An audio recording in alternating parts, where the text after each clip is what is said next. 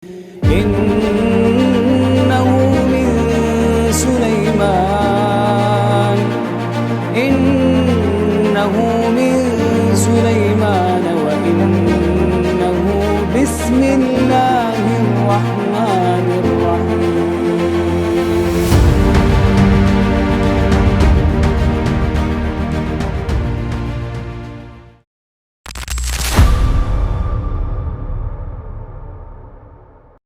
Kisah kaum Ad dan seorang raja yang sangat sombong sekali. Ketika dia diseru oleh seorang nabi, kemudian dia mengatakan bahwa apa balasannya, maka nabi tersebut mengatakan balasannya sorga. Maka tiba-tiba raja ini mengatakan, aku pun bisa membuat sorga seperti yang Allah janjikan kepada kita. Akhirnya betul-betul dia pun membuat sorga di dunia yang katanya mirip dengan sorga yang ada di akhirat karena sombongnya. Bagaimana kisah kaum Ad ini dan siapa raja yang sombong ini? Kemudian hidup di zaman siapa kaum Ad ini? Lalu nabi siapa yang diutus kepada mereka? Apakah kemudian mereka menerima dakwah nabi tersebut ataukah menolaknya? Lalu azab apa yang akan Allah timpakan kepada mereka? Inilah yang kita akan bahas 1 jam ke depan, tentang kisah kaum Ad dan raja sombong yang membuat taman sorga tandingan dengan Allah subhanahu wa ta'ala. Ma'asyiral muslimin yang dimuliakan Allah subhanahu wa ta'ala, bicara tentang kaum Ad. Kaum Ad itu artinya turunan daripada Ad ibn Iram, ibn Aus, ibn Sam, ibn Nuh alaihi salam. Dan Al-Quran banyak menyebut tentang cerita kaum Ad ini, karena tidak lepas daripada seseorang, sosok nabi yang pertama kali dari nabi-nabi Arab yang kita kenal dengan Nabi Allah Hud alaihi salatu wassalam. Karena kita tahu bahwa nabi Arab itu ada 4. Selebihnya nabi-nabi itu diutus kepada Bani Israel. Dan nabi Arab itu dimulai daripada Nabi Allah Hud, kemudian setelah itu Nabi Allah Saleh, kemudian setelah itu Nabi Allah Shu'aib, kemudian setelah itu Rasul kita Muhammad sallallahu alaihi wasallam. Itu disebut nabi-nabi Arab. Selebihnya semua nabi diutus kepada Bani Israel. Ma'asyiral muslimin yang dimuliakan Allah subhanahu wa ta'ala, di dalam Al-Quranul Karim pada ayat yang mungkin kita semua sudah hafal, surah Al-Fajr, Allah subhanahu wa ta'ala berfirman, alam tara kaifa fa'ala rabbuka bi'ad irama dhatil imad allati lam yukhlaq mithluha fil bilad. Tidakkah engkau wahai Muhammad memperhatikan bagaimana Tuhanmu berbuat terhadap kaum Ad, yaitu penduduk Iram, ibu kota kaum Ad, yang mempunyai bangunan-bangunan yang sangat tinggi yang belum pernah dibangun satu kota manapun di dunia ini. Dari sini terjadi khilaf para ulama ketika para ulama membahas tentang Iram. Iram ini apa? Apakah Iram ini sebuah kabilah, ataukah Iram ini sebuah kota, ataukah Iram ini apa? Pendapat Al-Imam Al-Muqatil, seorang ahli tafsir, mengatakan bahwa Iram itu artinya annaha qabilatun min qaumi Adin. Dia adalah sebuah kabilah dari kaum Ad.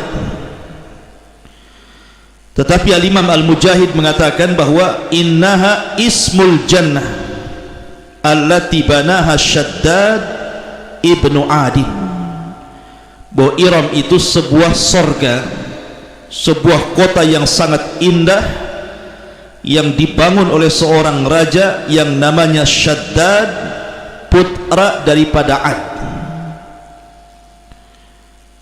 Ma'asyiral muslimin yang dimuliakan Allah Azza wa Jalla, dari sini kita jumpa dengan nama raja tersebut, Shaddad ibnu Ad, salah seorang raja dari raja-raja Arab dari kaum Ad al-Badiah. Ma'asyiral muslimin yang dimuliakan Allah Subhanahu wa taala, disebutkan oleh sebagian ahli tafsir, di antaranya Al-Imam Al-Qurtubi rahimahullahu taala, ketika menjelaskan tentang tafsir surah Al-Fajr ayat 6 sampai 8, kata Al-Imam Al-Qurtubi rahimahullahu taala mengatakan, anna Shaddad ibn Adin kana malikan dha ba'sin syadidin, walamma sami'a bidhikri jannati adnin allati wa'adallahu ibadahul mu'minin qala abni fil ardi mithlaha fabana madinatan azimatan hailatan falamma atamma bina'uha wa sara ilaiha bi ahli mamlakatihi ba'athallahu 'alaiha sayhatan minas sama fahalaku ajmain walam yadkhulha Shaddad ibn Ad hadha wala man ma'ahu wa sara khabaru hadhihi al-madinati wa khabaru hadzal maliki min ayatillahi fi ibadihi wa biladihi. Kata Imam Al-Qurtubi bahwa Iram Dzatul Imad, Iram ini sebuah kota dibangun oleh Shaddad ibn Ad. Shaddad putra daripada Ad, dia seorang raja yang sangat bengis sekali. Bahkan dikisahkan Shaddad ibn Ad ini ditakuti oleh raja-raja baik barat ataupun timur. Jadi kekuasaannya Shaddad ibn Ad ini adalah kekuasaan yang hampir menyeluruh, sama dengan Dzulqarnain, Bukhtun Nasr ataupun Nabiullah Sulaiman alaihi salatu wassalam, ataupun Namrud. Jadi Shaddad ibn Ad ini dia bisa menaklukkan seluruh kerajaan-kerajaan baik yang mengarah ke timur ataupun ke barat, sehingga namanya ditakuti. Karena kita tahu bahwa kaum Ad ini memiliki postur-postur yang sangat tinggi sekali. Ada yang mengatakan tinggi badan kaum Ad itu mencapai 20 sampai 30 meter dan memiliki badan yang kekar dan kuat-kuat, sehingga Shaddad ibn Ad ini mampu mengalahkan negara-negara yang mengarah ke timur ataupun ke barat, ke selatan ataupun ke utara, sehingga dia menjadi raja yang sangat ditakuti.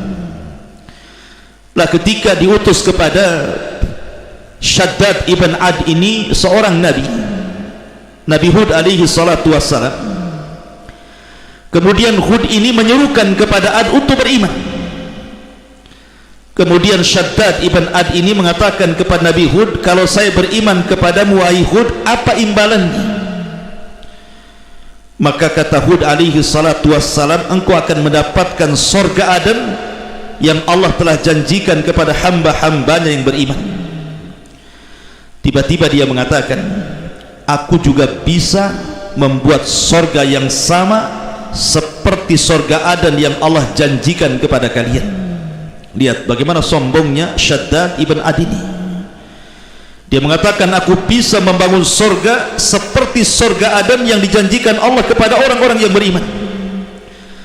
Akhirnya dia pun menyurati seluruh raja-raja dan negara-negara taklukannya untuk menyerahkan emas-emas mereka, perak-perak mereka, mutiara-mutiara mereka, perhiasan-perhiasan mereka.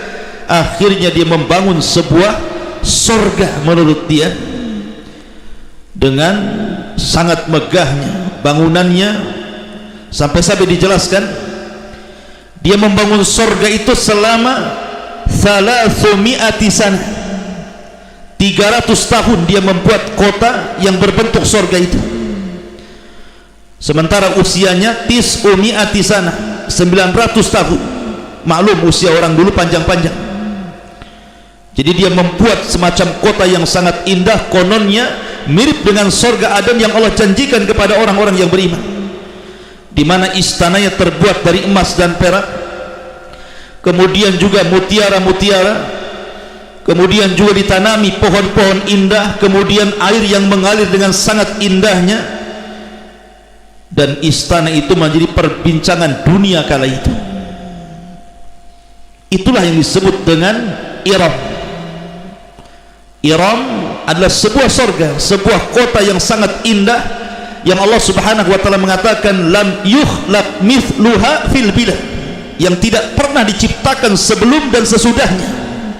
Hanya orang-orang Ad saja yang mampu menciptakan Madinah seindah itu, yang kononnya kata Syaddad ibn Ad itu mirip dengan surga Aden. Dia tidak mau beriman kepada Nabi Hud, justru menentang Allah Subhanahu wa taala dan mengatakan aku pun bisa membuat surga yang sama seperti surga Aden katanya. Naudzubillah, congkak dan sombong. Ma'asyiral muslimin yang dimuliakan Allah Subhanahu wa taala. Makanya kemudian apa yang terjadi karena kesombongannya, maka Allah Subhanahu wa taala mengutus sayhatan minas sama, sebuah teriakan dari langit, fahalaku ajmain, maka satu kota Allah binasakan. Lah ketika itu Syaddad tidak sempat masuk ketika kota itu dihancurkan oleh Allah, dirobohkan, sehingga kota yang sangat indah yang dibicarakan dunia tiba-tiba menjadi padang pasir. Tidak ada satupun yang tersisa dari kota itu kecuali dihancurkan Allah Azza wa Jalla. Lah Syaddad ini tidak masuk ke kota itu, artinya tidak kena azab, dan orang yang bersamanya. Maka ketika kemudian habar terhadap kota tersebut dan habar terhadap Raja Syaddad ibn Ad ini, makanya diabadikan dalam Al-Quran surah Al-Fajr, Irama dhatil imad allati lam yukhlaq mithluha fil bilad. Ini satu pendapat. Akan tetapi Al-Imam Ibnu Katsir rahimahullahu ta'ala,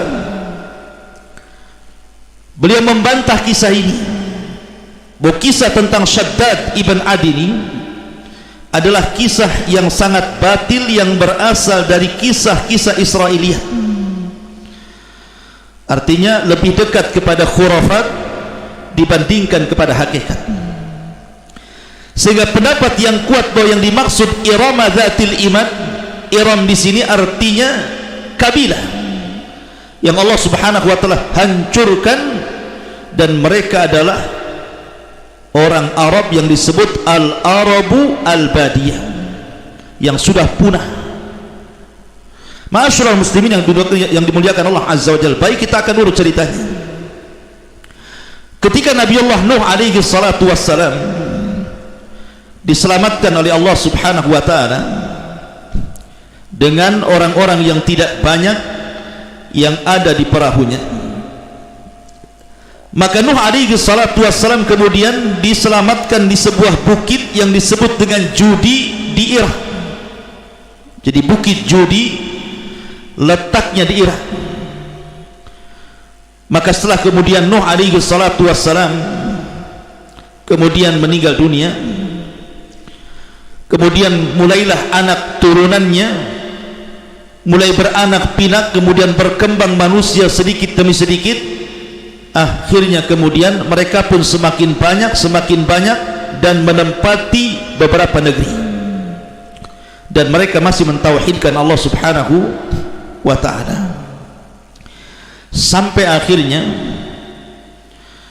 ada sebuah kabilah dari turunannya Nuh alaihi salatu wassalam yang disebut dengan kabilah Ad atau kaum Ad. Makanya Ad Saya katakan dari awal, Ad itu putra daripada Iram, dan Iram putra daripada Aus, dan Aus putra daripada Syam, dan Syam putra daripada Nuh alaihi salatu wassalam. Artinya sudah melewati beberapa generasi.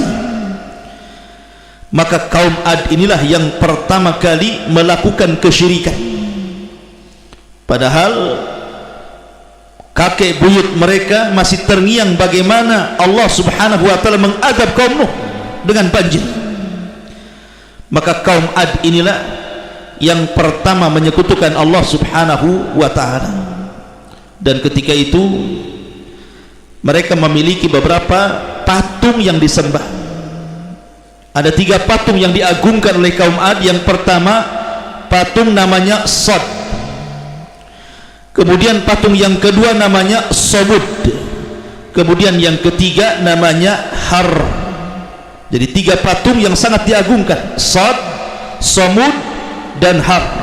Itu nama-nama patung yang disembah oleh kaum Ad kala itu. Ditambah-tambah kemudian Allah subhanahu wa ta'ala berikan nikmat kepada mereka berupa kekuatan fisik.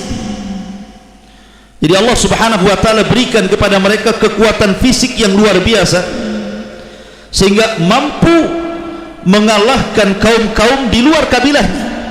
Jadi Allah lebihkan kabilah kaum Ad ini dengan tinggi postur badannya, kemudian juga kuat-kuat orangnya, dan Allah subhanahu wa ta'ala berikan nikmat yang luar biasa kepada mereka.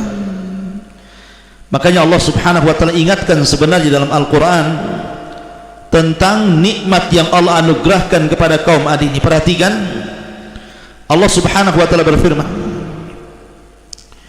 bagaimana Allah subhanahu wa ta'ala memperingatkan mereka akan nikmat yang Allah subhanahu wa ta'ala anugerahkan kepada mereka.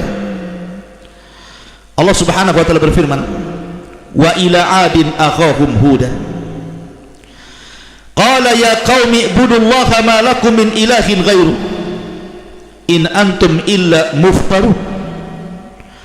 Dan kepada kaum Ad kami utus saudara mereka Hud, dan Hud pun menyerukan dakwahnya, wahai kaumku, sembahlah Allah, tidak ada Tuhan bagimu selain Dia, selama ini kamu hanyalah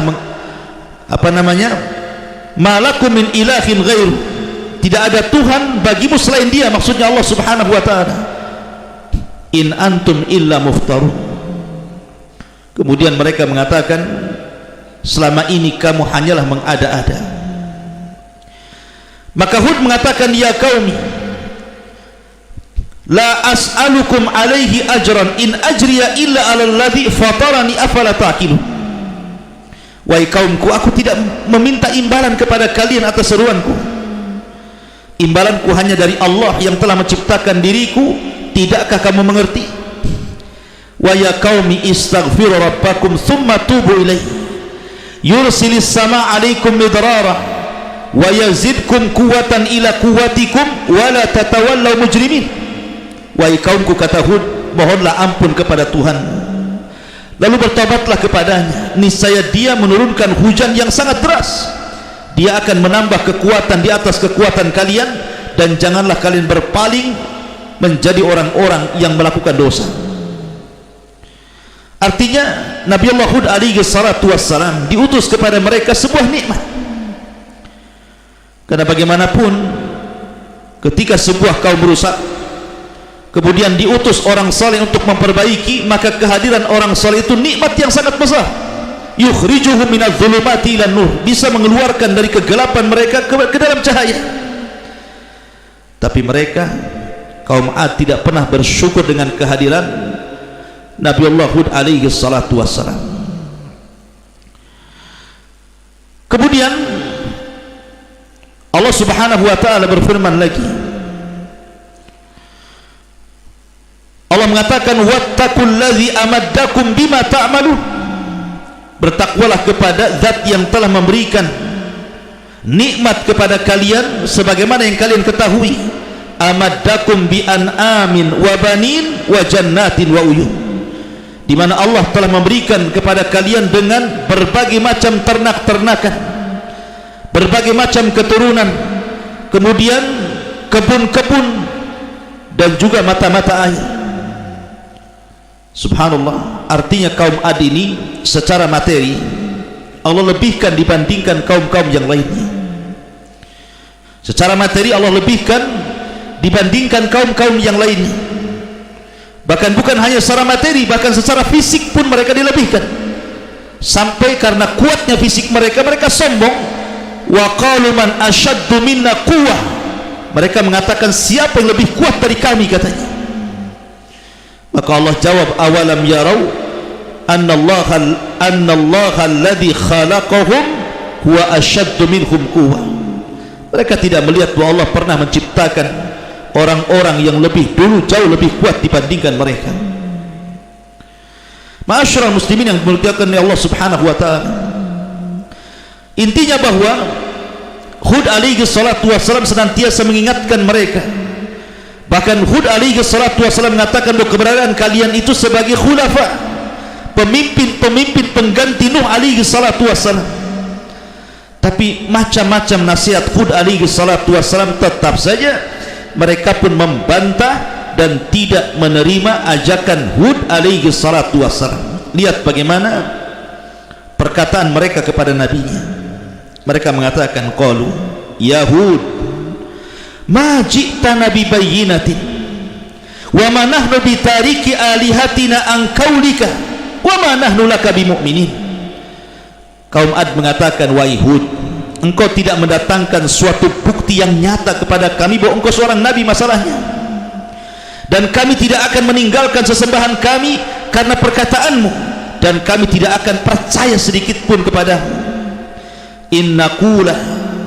Innaqulu illa tarah ba'du alihatina bisu'in. Innaqulu illa taraka ba'du alihatina bisu'in. Qala inni ashhadullaha wa ashhadu anni bari'um mimma tusyrikun. Kemudian mereka mengatakan, kami hanya mengatakan bahwa sebagian sesembahan kami telah menimpakan penyakit gila kepadamu. Lihat, mereka menuduh Hud kesambat dengan berhalanya dan mengatakan, kamu seperti ini karena kamu telah ditimpa penyakit gila dari Tuhan-Tuhan kami dan sembahan-sembahan kami dan berhala-berhala kami, makanya kamu seperti ini. Maka Hud pun membantah dan mengatakan, sungguh aku bersaksi kepada Allah, dan saksikanlah bahwa aku berlepas diri dari apa yang kalian persekutukan. Lihat bagaimana Hud alaihi salatu wassalam, dia amat berani sekali. Karena di antara mukjizat Nabi Hud itu, dia tidak bisa disakiti masalahnya. Padahal kaum Ad itu kan kuat-kuat tuh, kekar-kekar, kuat-kuat, dan dia bisa mengalahkan negeri-negeri dengan sangat mudahnya sehingga ditakuti oleh negeri-negeri yang lainnya. Tapi mereka tidak bisa menyentuh Hud alaihi salatu wassalam. Lihat bagaimana Hud dengan beraninya mengatakan, min dunihi fakiduni jami'an thumma la tundiru. Dengan yang lain sebab itu jalankanlah semua tipu daya kalian untukku, dan jangan kamu tunda lagi. Silahkan kamu berbuat apa kepadaku, kata Hud alaihi salatu wassalam, silahkan lakukan saja. Karena Nabi Allah Hud alaihi salatu wassalam punya kunci kenapa dia tidak takut dan berani sekali kepada kaum Ad ini.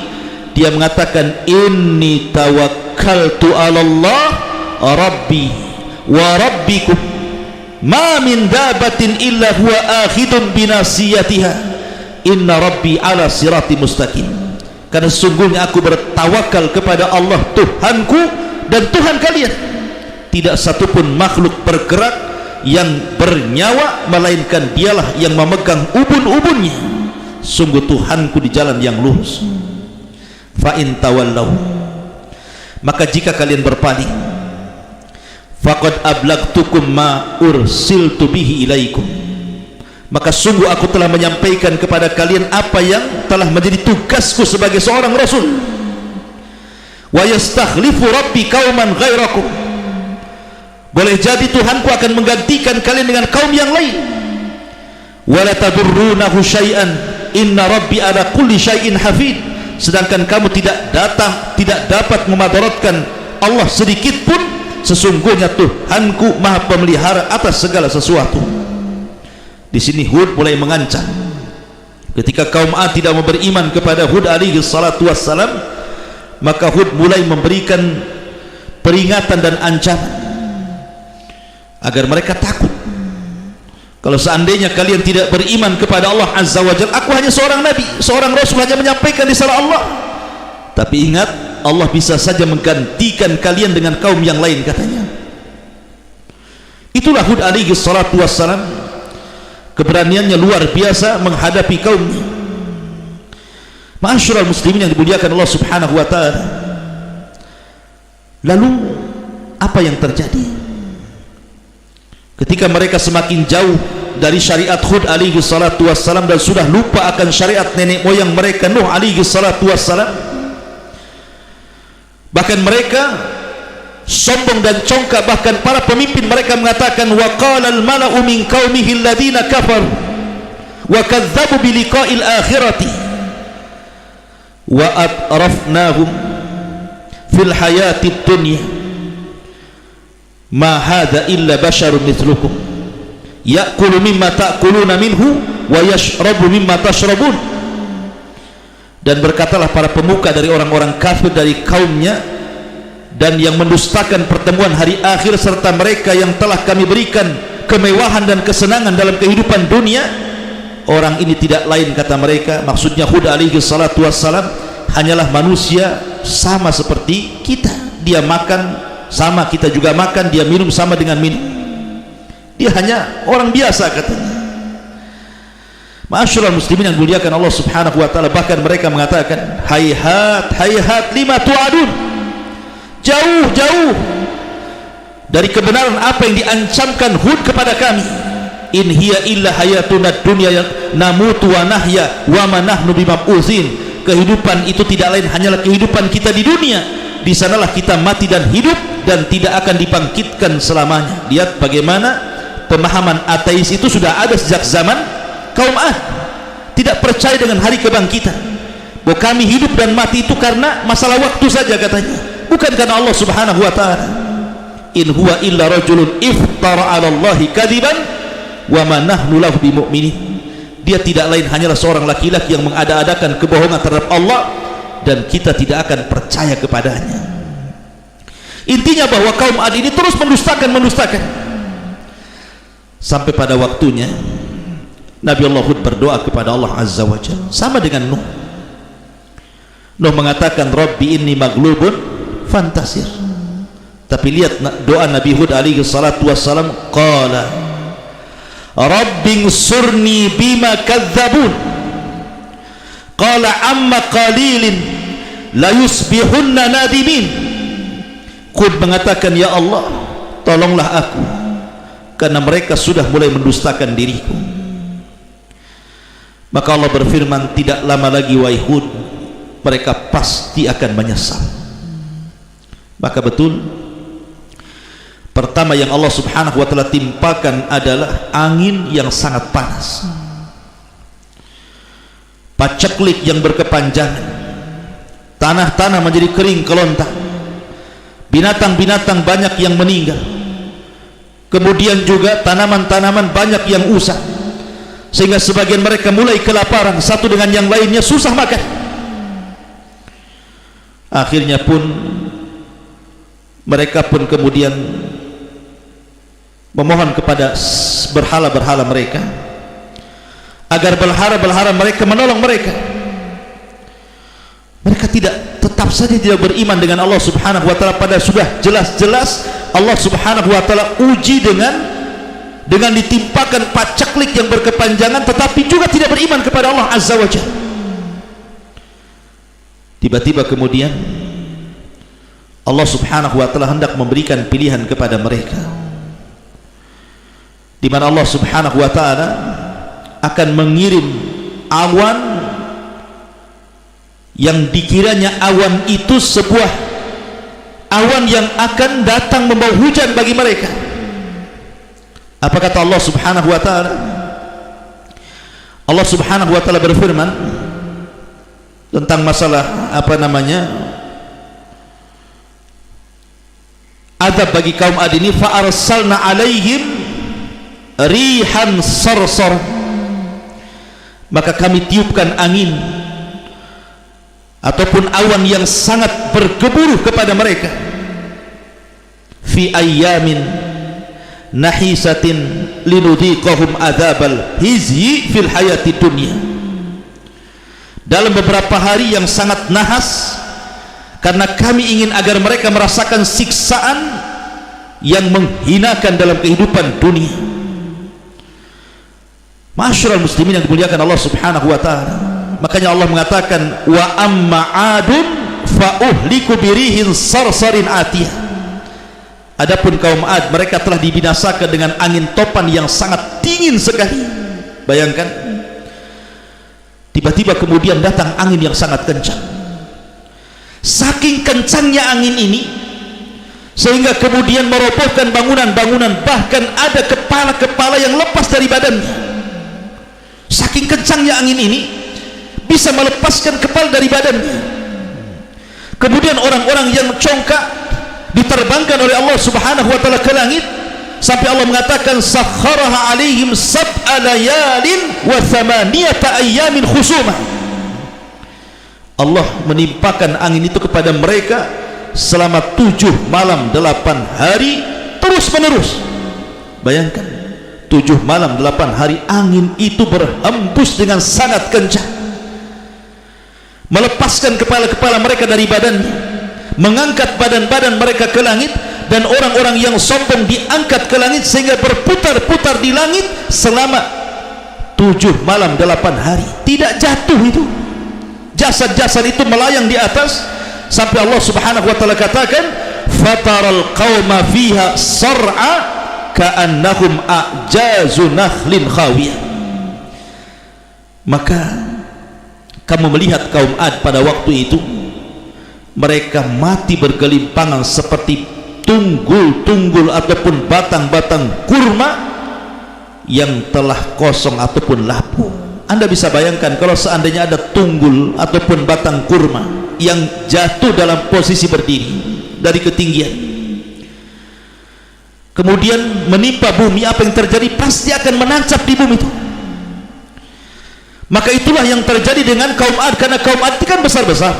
Sekali lagi, ulama sejarah mengatakan bahwa paling rendah tinggi mereka itu 20 meter, ada yang mengatakan 30 meter sama dengan Nabi Adam alaihi salatu wassalam. Sehingga kalau jatuh dari atas itu kemudian sampai di bumi itu, nancap di bumi itu.